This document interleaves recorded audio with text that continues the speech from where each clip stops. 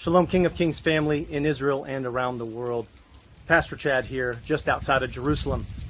In the last 24 hours, I had an opportunity, a privilege, to be invited with a handful of other spiritual leaders from our area to go and sit with Ambassador Emmanuel Nashon with the Ministry of Foreign Affairs and with Tanya Berg-Raphaeli, one of the ministers of world religions inside of the Israeli government. I asked for permission if I could just share some of their debriefing with us as leaders in the area who support Israel, of course, and we encourage our members to support Israel at the highest level possible, both as a covenant land and as a prophetic fulfillment of God's eternal plan for the earth. I thought I would take just a few minutes to update you on how that meeting went and some of the specifics that were involved in what they told us.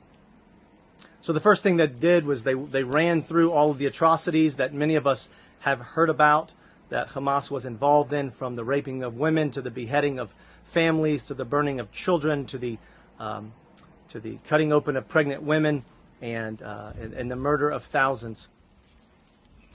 Then what they did is they walked us through the priorities that Israel has currently, and they wanted to make it very clear. And this is a point of emphasis, that we do not think of this particular war and the atrocities as something in the past yet. It is in the present, and we are still dealing with it right now. So that we have two main objectives. Objective number one is to completely eliminate and wipe out Hamas so that they cannot be resurrected. And number two, to free our 220 plus hostages that are still being held by Hamas in Gaza.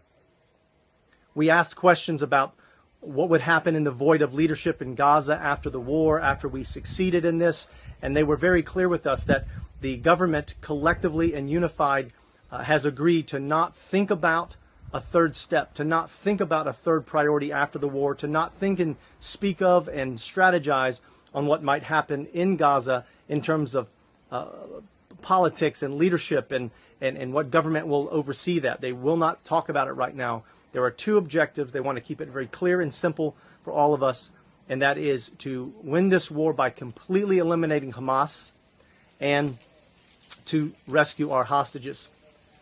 On the one hand, we understand that we're fighting this battle on our doorstep. But really, one of the things they wanted to relay to us was we believe that we are fighting this battle for the whole world, because we understand that what's going on with Gaza and Lebanon and Syria and now Yemen and Iraq and Iran, and how they're all connected together in this Hamas or Hezbollah or Islamic extremism or the Palestinian Islamic Jihad, and how they're all connected together in hatred of Israel and the Jewish people, that this is going to come to other people's doorstep. That on the one hand, we're protecting ourselves, but on the other hand, we are actually doing the world a favor right now by exposing and eliminating this horrible group of Islamic extremists. They wanted to make it very clear that Israel does not hate the Palestinian people, that we have wonderful relationships with many Arabs in the region and with certain Palestinians who are not supporters of Hamas.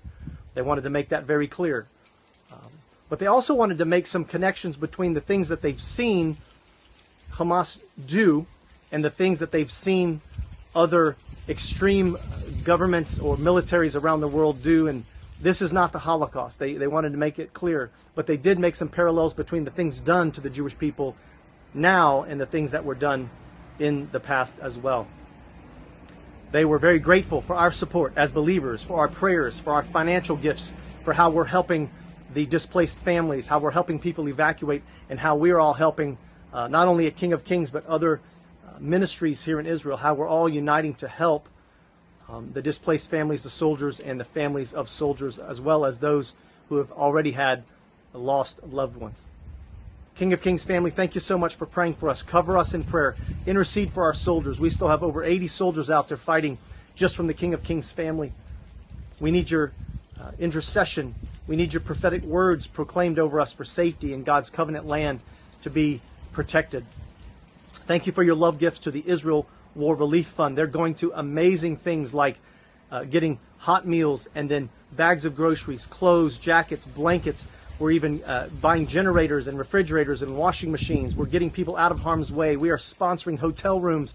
We are helping with children that are displaced as well. We're helping to refurbish bomb shelters and bring backpacks to soldiers. And we're doing so many things that you are a part of, and we can't do it without you. So thank you for listening to this, embracing this, understanding that this came directly from the source itself within the last 24 hours. And we thank you for standing and walking with us here in Israel.